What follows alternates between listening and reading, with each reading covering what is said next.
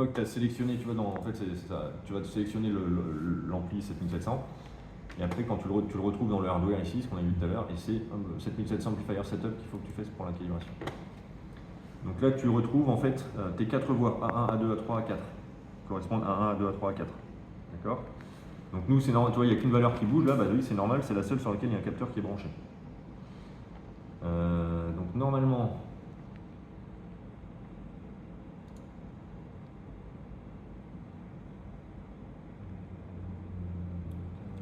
Pas de variation énorme quand même. hein? Il n'y a pas une variation Non, énorme. non, bah là en plus, bah, je veux dire, là, il est à l'air, en plus les deux robinets sont fermés, donc à mon avis. Par contre, faut que je ne sais plus où on met les trucs. J'ai les configurations. Ah non, ça c'est. Ouais, voilà. Donc,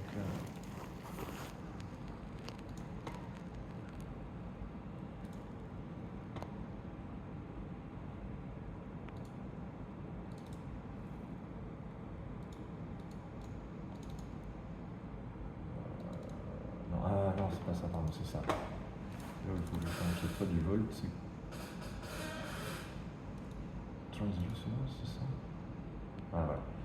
Donc en fait, il faut que je lui mette que sur la voie 1, c'est un signal, enfin c'est un canal de pression pour qu'il sache que la calibration peut se faire, voilà, et il remet automatiquement les bonnes valeurs ici. Donc ça, normalement, vous n'avez plus à y toucher. Une fois que c'est fait, on va faire. Par contre, ce qu'il faudra vérifier, c'est la calibration. Et donc là, tu vois, par défaut, il te met pour cette voie 1, il faut que le local, ça va être 0 volts, ça doit correspondre à 0 mm de mercure. Et le high cal ici, enfin le high cal, la valeur de voltage c'est 2,5 volts, ça doit correspondre à 100 mm de mercure. Ok? Donc toi, la seule chose sur laquelle tu as la main, c'est ça en fait. Tu peux mesurer le signal. Donc du coup, ce qu'il faut faire, c'est connecter le pouet-pouet. Donc là, il est connecté. Donc bien vérifier que ce soit bien fermé sur le système. Hein. Donc là, le robinet est ouvert là. Et là, je l'ouvre, le pouet-pouet. Donc là, je suis à 0, je suis à pression atmosphérique. D'accord? Normalement, si tu regardes la valeur, là, on doit être proche de 0 mm de mercure. Et donc, je double-clique ici et je fais mesure. D'accord? Et hop, tu vois, là, il m'a changé la valeur. Il m'a mis la valeur de mesure actuelle, c'est 0,017. Donc, la valeur qui mesure là correspond à 0 mm de mercure. Tu vois que là, on est un peu plus précis sur la valeur du 0. Okay?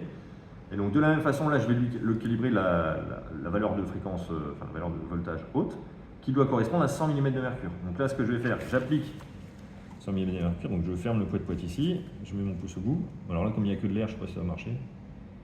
Oui, ça va vite. J'applique 100 mm de mercure. Alors pareil, j'ai pas mes lunettes, hein, on va essayer comme ça. Ouais, pas mal. Je suis pas mal. Hein. Et tu double-cliques de la même façon et tu fais une mesure. Hop, tu vois, là, il a changé la valeur et il m'affiche bien maintenant 99.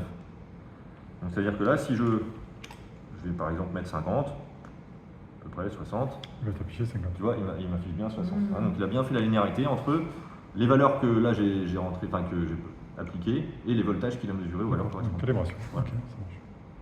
Ok, donc là ensuite tu closes. Donc ça il faudra le faire à chaque fois. Normalement ça ne devrait pas trop bouger.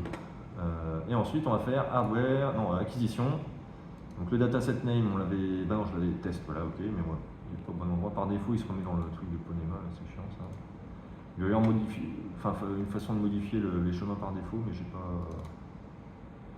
Donc je vais appeler test, hein, le truc qu'on va faire ici, et je vais faire acquisition, start acquisition. Donc tu vois qu'il m'affiche plein de trucs. Alors, il y a plein de fenêtres. Elles sont toutes en grand, je sais pas pourquoi. Alors celle-là on s'en fout. Hop. Donc là je retrouve bien mes valeurs numériques, d'accord? Mon premier graphique ici. Normalement je dois avoir un deuxième graphe. Voilà. Donc là c'est mon signal, tu vois le signal là, il défile à toute allure, enfin parce que c'est le signal de pression en direct. Donc là si je fais varier, normalement on va voir quelque chose. Hop, tu vois, hop, ça augmente, ça descend, mettre un peu plus, hop, voilà. Donc là j'ai ma valeur de pression en direct. Là j'ai ma valeur de pression et de fréquence, mes tendances. Donc fréquence cardiaque, là il ne me détecte rien, donc je suis à 0, hein, c'est normal. Et comme j'ai mis entre 100 et 400, au niveau de l'échelle, il ne me voit rien. C'est là, tu vois, je te disais, je peux. Si je double-clique ici sur la partie grise, je peux changer l'échelle. Si je mets ici à 0, même à moins 10 peut-être, on verra le moins 10, ok. pas de signal parce qu'il ne trouve rien. Hein, donc normalement, je devrais avoir un truc à 0. Il y a 2 lignes, une sur l'autre, j'ai l'impression. Ah voilà. Oui, alors attends, pourquoi là j'ai plus le signal là? Ouais, un truc bizarre. Ah mais non, c'est parce que c'est des tendances, je suis con. Là du coup, ça dépend sur combien de temps on lui a défini les tendances. T'es 10 secondes, non? C'est sur 1 minute, donc si je fais sur 10 secondes, peut-être ce sera plus... Attends, en minute là. Ah, j'ai mis 10 minutes? Ouais. Tu mets 0,6. Je peux mettre, ouais. Ah, il veut pas. Il va pas la virgule. Hein. Non, il veut pas. Tu as 3 virgules Non, il veut pas, européennes. Bon, bref. Après, ce serait plus facile avec un vrai signal. Hein, mais... Hop. Après, t'as une belle, un artère. Mais tu vois, par exemple, donc là, si on regarde la valeur chiffrée et puis le truc qui s'affiche, tu vois, hop. Alors, oui, non, là, oui, c'est pareil, il peut pas me la trouver la valeur moyenne. Parce que il calcule la pression artérielle moyenne en fonction de la taille, enfin, du signal. Donc là, comme j'ai un signal tout plat, il peut pas me calculer la pression artérielle moyenne. Ouais. Je pense que c'est pour ça. La pression est bonne, mais la fréquence. Voilà, c'est ça. Bah, du coup, oui, non, enfin, en fait, là j'ai bien 100 de pression, on bien le graphique. Par contre, lui, il n'arrive pas à me dire ça c'est une pression artérielle moyenne, ça c'est une systolique, ça c'est une diastolique, parce que pour lui, il faut qu'il y ait des petites variations qui lui permettent de calculer la PAM, la manière, à partir du signal de pression. Bah voilà, je pense que... Donc après, tu peux organiser tes fenêtres comme tu veux, pour avoir tout ce que tu veux. Tu peux séparer aussi, par exemple, tu vois, hop, celui à la fréquence cardiaque, je le sépare des autres. Enfin, tu peux vraiment configurer comme tu veux le truc. Et la dernière fenêtre, donc c'est celle-là, où là, en fait, tu as toutes les... c'est pas très intéressant, mais tu vois, toutes les valeurs qui s'enregistrent au fur et à mesure. D'accord. Alors, je suis même pas sûr que ce soit ça. Enfin, bref, normalement, cette fenêtre-là, tu n'interviens pas juste pour... pour arrêter l'enregistrement. Stop acquisition, tu es obligé de passer par là pour l'enregistrer. D'accord. Pour l'arrêter. Et donc, ensuite, ah voilà, c'est ça. Donc là, c'est la fenêtre statut, et c'est là où tu vois toutes les valeurs qui s'enregistrent au fur et à mesure. D'accord. Donc ça, c'est typiquement ce que tu vas retrouver dans ton fichier Excel derrière, en fonction de la réduction de données, la data reduction que tu lui as demandé de faire. Ok, et donc pour mettre les événements, alors même chose, tu remets le graphique ici. Pas celui-là, mais celui-là en direct. Alors, je vais peut-être changer l'échelle, je sais pas si je peux là celui-là. On va mettre 20 secondes, parce que c'est un peu plus loin. Ok. Donc là, si je veux par exemple définir un événement, tu vois, je mets une pression, hop. Et je vais dire, à partir de l'événement là, je baisse la pression. Les événements, tu les définis ici, on a défini événement A, événement B, événement C, etc. Ils sont ici. Normalement, si tu laisses la souris au-dessus, alors prends la fenêtre réactive peut-être, tu vois, ça te remet le nom, début acquisition, tu vois. Comme ça, si tu sais plus ce que tu as défini comme événement A, événement B, etc., tu le retrouves ici. Et donc si je remets le graphe, là, si je marque l'événement ici, normalement, il a dû mettre une petite marque. Tu vois, voilà, il a mis 2 petites marques en bas, donc ça veut dire qu'il a bien enregistré les événements. Ce qui te permet, toi, après, de les retrouver dans le fichier Excel. Il va mieux avoir des fenêtres. Voilà. Bah, normalement, tu peux. Si tu réduis tes fenêtres, tu peux Tu les mets en cascade, ouais. Oui, voilà, qui s'affiche à l'écran. Et normalement, on doit retrouver l'événement. Tu vois, voilà. Il l'a bien signalé ici aussi. Dans la colonne Event, tu as bien l'événement A. Voilà. Okay. Ça, les groupes, on s'en fout, vous n'avez qu'un animal. On va faire ça. Donc, après, pour arrêter, donc, tu fais Stop Acquisition. Are you sure? Oui. Hop. Et donc là, tu es revenu par défaut au truc. Et donc, si on va voir dans le fichier ngr, donc tu as toujours ton. Ça, c'est le fichier pro, celui-là, il ne faut pas y toucher, hein, c'est le protocole. Tu as un fichier avec les différents événements, je pense. Tu retrouves l'événement A qu'on a mis, enfin, je ne sais plus, il doit être quelque part.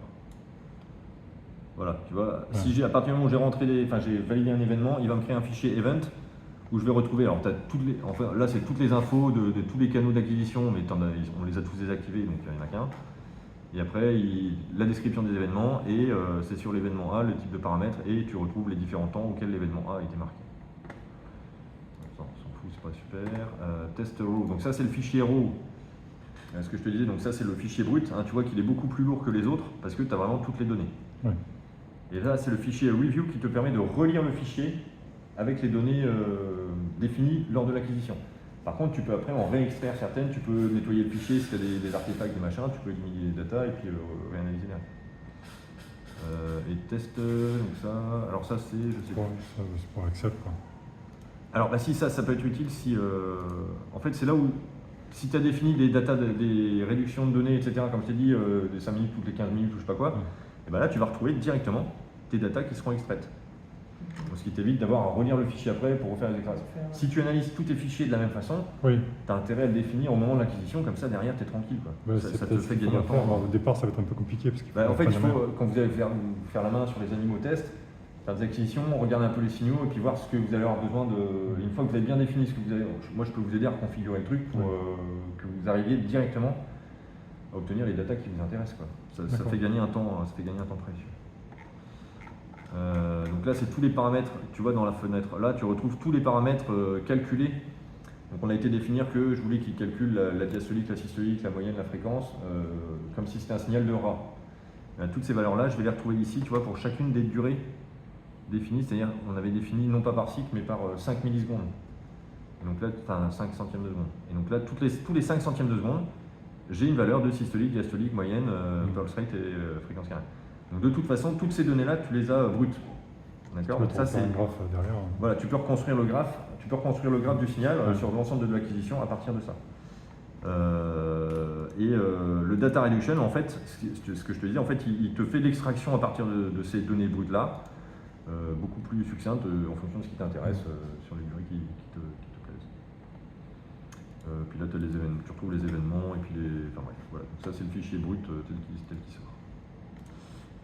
Donc du coup après si tu veux, alors je vous montre un temps qu'on peut le faire, donc tu peux faire une relecture, donc tu vas dans replay, ah non c'est, enfin relecture, une review plutôt.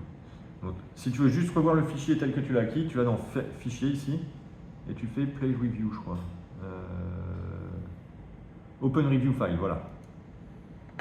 Save change, on a changé des trucs. Pas le souvenir.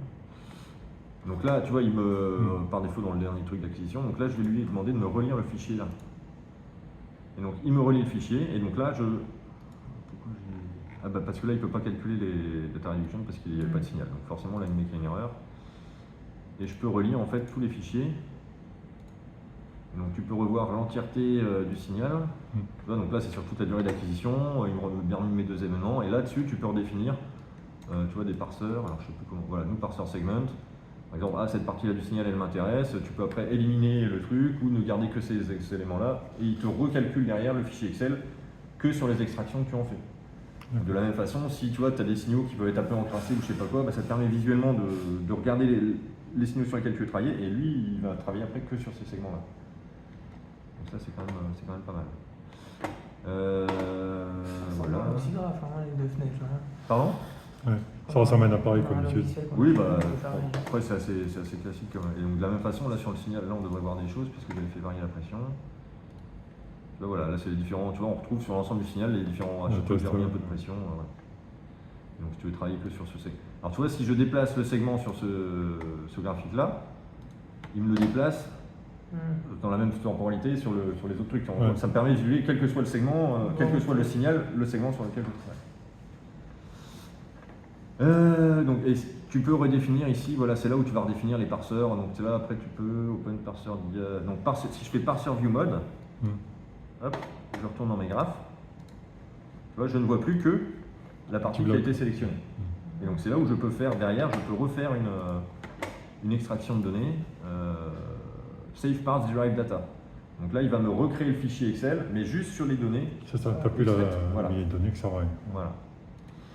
Donc ça c'est pour le review, donc rien qu'avec la fonction review tu vois que tu as quand même pas mal de... Donc après tu vas dans close review session, c'est où attends, je suis pas dans le bon sens. Si.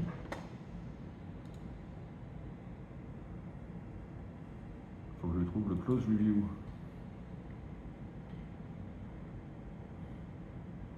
Il est tout en bas mais il est grisé. Il est grisé. À l'avant-dernier. Ah parce que j'ai modifié les... Ah oui non, il faut que j'enlève... ça. Parce que si, à partir du moment où j'ai fait définir des parseurs et que il considère qu'il faut que j'enregistre, sinon, c'est juste ça. Donc là, je vais faire non. Et je vais vous montrer le replay. Donc tu vois, tu as une option. Alors, le review, donc c'est dans le menu file. Et par contre, replay, tu vois ici, tu vas dans replay file name. Et tu vois, là, il te propose de chercher les fichiers RAW, plus RWW, mais RAW. Donc là, si je rejoue ça, hop, ensuite, il faut que je mette, donc il faut que je mette Start Replay. Et là, hop, tu vois, il va me rejouer en direct le graphique. D'accord? Alors, je peux accélérer la. Donc, merde, c'est où l'accélération? Là, c'est là. Tu vois, je peux lui dire d'aller plus vite. Il me refait défiler, voilà.